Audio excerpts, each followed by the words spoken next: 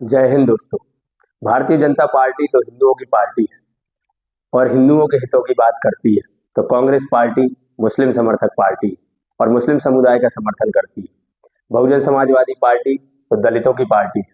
Samajwadi party पिछड़ा, दलित, आदिवासियों की पार्टी है। तृणमूल कांग्रेस बंगाल में मुस्लिमों को पूर्ण समर्थन दे के रखती है, तो वो मुस्लिमों की पार्टी है। तो बहुजन समाजवादी पार्टी दलितों का ध्यान अच्छे से नहीं रख पाई, तो उनका और ध्यान रखने के लिए एक नई पार्टी बनानी पड़ी, आजाद समाज पार्टी, जिसकी कमान संभाले हुए चंद्रशेखर रावत और भीम आर्मी के भी संस्थापक हैं। एआईएमआईएम मुस्लिम समर्थक पार्टी है, जो 15 मिनट के लिए पुलिस हटाने की बात करती है और हमेशा मुस्लिम समुदाय के हित की बात करती है।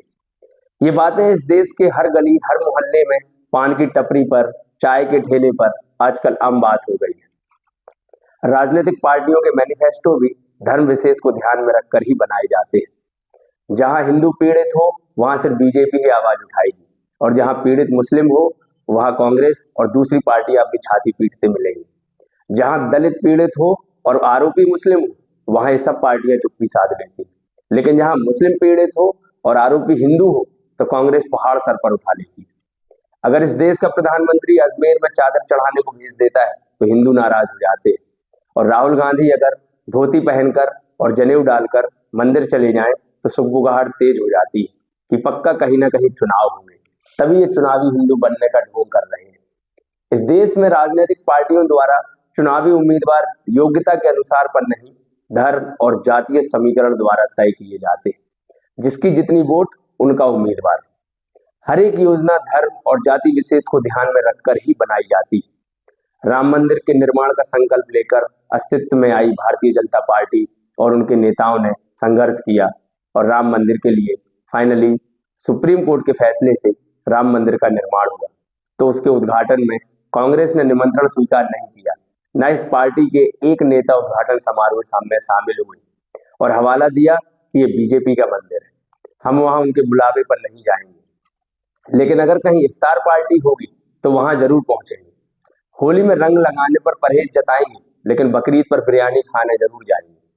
प्रयागराज में महाकुंभ आयोजित होता है तो विपक्षी पार्टियां उसका विरोध करने में पीछे नहीं हटती। कांग्रेस पार्टी के राष्ट्रीय अध्यक्ष का क्या कहना था महाकुंभ को लेकर, सुनिए इस वीडियो में। टीवी में अच्छा नहीं आता तब तक डुबकी मारते रहते। अरे भाई, गंगा में डुबकी लेने से गरीबी दूर होती क्या? आपको खाना मिलता पेट को।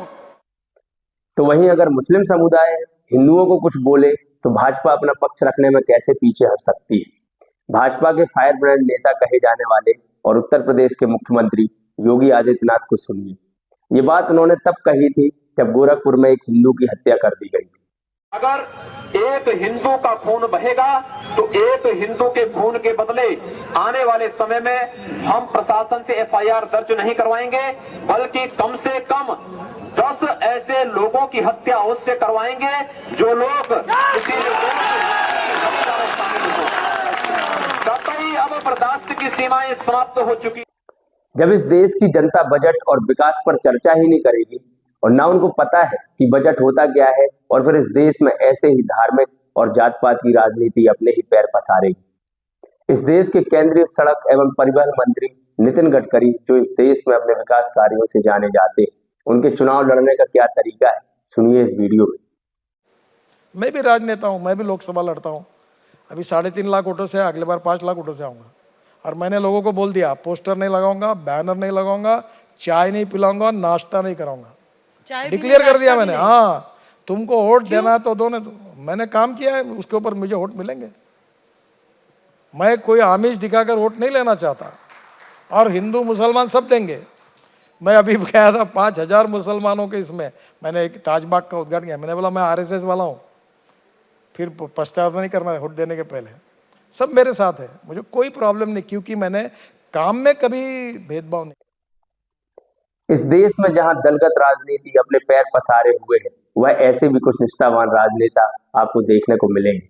इस देश की जनता को मैं संदेश देना चाहता हूं कि शिक्षित बनिए और अपने मत से चुने हुए इन नेताओं की चापलूसी करने की बजाय इनसे कार्यों का लेखा जोखा लीजिए। सवाल पूछिए इनसे कि आप क्या कर रहे हैं इस देश के लिए, आपकी संपत्ति में इतना इजाफा कहां से हो रहा है। जिस दिन हम इन राजनेताओं से ये सवाल पूछना शुरू कर देंगे कि देश एक अलग ही विकास की गति पकड़ेगा। जाति और धर्म से ऊपर उठकर विकास की राजनीति का समर्थन कीजिए। इस वीडियो में इतना ही।